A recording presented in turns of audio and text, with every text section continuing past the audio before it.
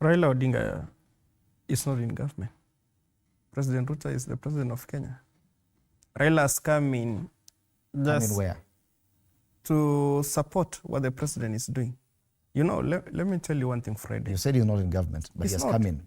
Yeah, you come in, you get into a space, a house. What is that space? It can even ideas. Doesn't mean like today. Let me tell you one thing. I've had my brother Kamanya here discussing the challenges that the government is doing.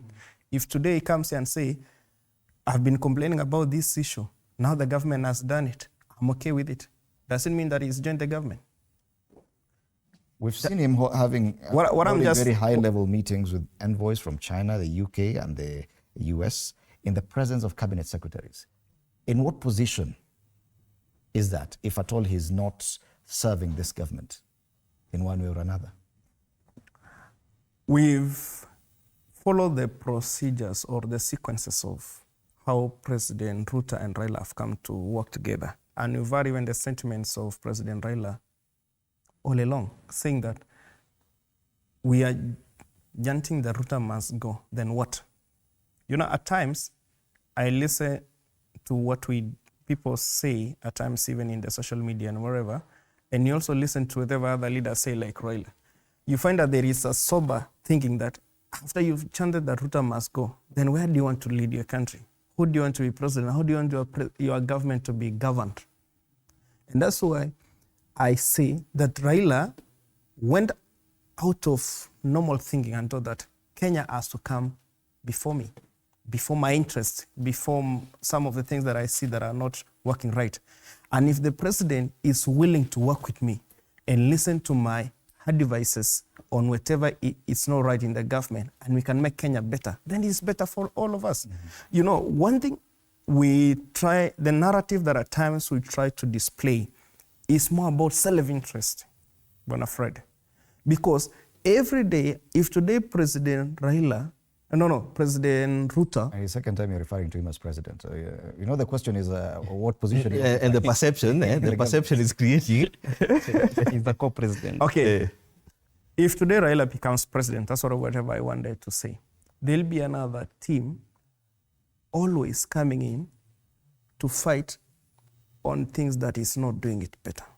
If today we give it like the former deputy president of Kenya, Rigathi Gachagua becomes, let me use him also, becomes the president of Kenya, there are also people or Kenyans who will come to chant against that.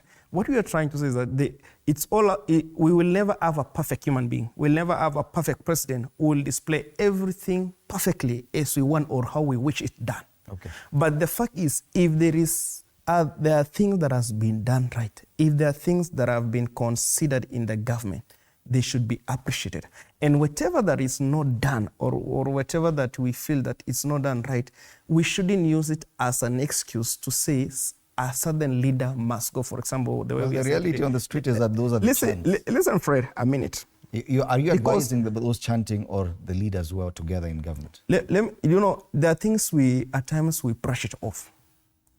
You know, going to the street doesn't mean that it is exactly whatever it is in the ground. Today, you can get your own team and go to the street and chant something cause. It doesn't mean that Kenyans, you know, we love magnifying something that has been done by a certain group of people and call it Kenyans. What about today if we are able to mobilize a team that says Ruto must go home?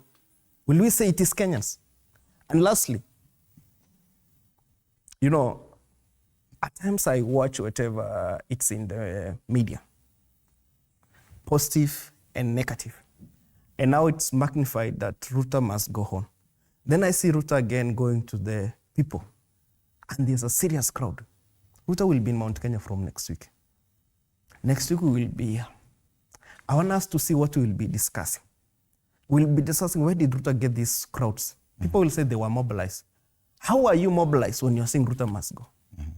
The same way we discussed here a few months ago, that the same people who flocked Kisumu Street, saying that Ruto must go during the finance bill, are the same people who received Ruto when Ruto had a working relationship with Raila Odinga. All right. What is the deal? Who is Kenyans? All right. So what I would love us to say is this.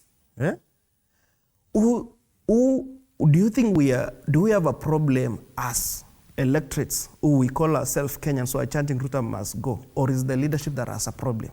Because we go to the hashtag Ruto must go, and tomorrow when Ruto is in Kamukunji, we flock the street. And we flow him, we clap on whatever he asks us to do. People are jobless. So what's the problem? You know, friend, people are jobless.